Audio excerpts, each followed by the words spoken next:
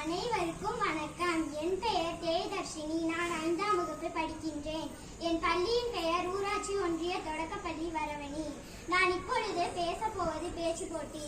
இன்று என் உரிமையை கேட்பதற்கும் பார்ப்பதற்கும் இங்கு கூடி வந்துள்ள பெரியவர்களே, தாய்மார்கள், தந்தைமார்களே, என் தோழர்களே, தோழிகளே, அனைவருக்கும் என் இனிய காலை வணக்கங்கள். இன்று உங்கள் முன் பேச வந்துள்ள விடயம், நம்மை பாதுகாக்கும் நம் சூழலை நாம் அனைவரும் பாதுகாக்க வேண்டியுள்ளது என்பதை வலியுறுத்தவே வந்துள்ளேன். சுற்றுச்சூழல் பாதுகாப்பு என்பது நமக்காக நம்மை பாதுகாக்கும் நம் சூழலை நாம் அனைவரும் ஒன்று சேர்ந்து சுத்தமாகவும் தூய்மையாகவும் பாதுகாப்பாக வைத்திருப்பது ஆகும். அதாவது பஞ்சபூதம் என்று சொல்லப்படும் நிலம், நீர், காற்று, ஆகாயம், நெருப்பு என்பவற்றை மாசு அடையாமல் சேதமடையாமல் பாதுகாப்பாக வைத்திருப்பது ஆகும். நம் மனிதனின் பரிணாம வளர்ச்சிக்கு ஆணிவேராக இருந்தவை சூழலாகும். காடுகள், மலைகள், அருவிகள், நீர்வீழ்ச்சிகள் போன்றவை நம் சூழல்களில் அடங்குகின்றன.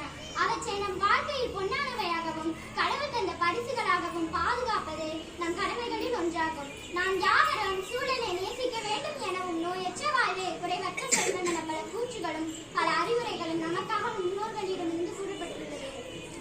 சுற்றுச்சூழல் பாதுகாப்பு தொடர்பாக ஜூன் 5ஆம் தேதி அன்று ஐக்கிய நாடுகள் சபையால் உலக சுற்றுச்சூழல் தினம் இடம்பெற்றுள்ளது.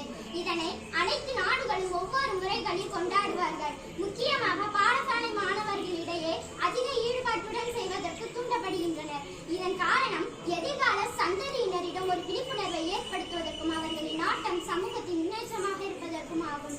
அத்துடன் பாடசாலை மாணவர்களால் தெரு நிகழ்ச்சிகளும் சமூகத்திற்கு கொண்டு செல்கிறார்கள்.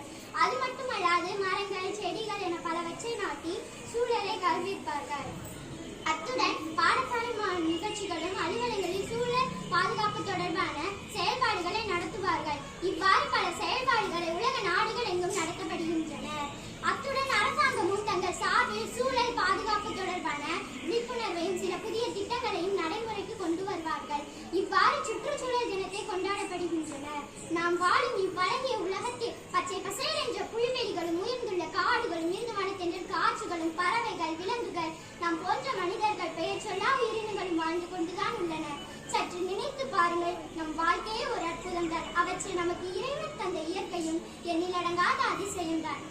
அத்தகைய அதிசயத்தை பாதுகாப்பது நம் கடமை என்பதை ஒவ்வொரு நாட்டின் குடிமக்களும் உணர வேண்டும். நான் ஆரம்பத்தில் கூறியது போல் பஞ்சபூதங்களை பாதுகாக்க முதலில் பிளாஸ்டிக் பாவனை போன்ற அளவில் குறைப்பதே சால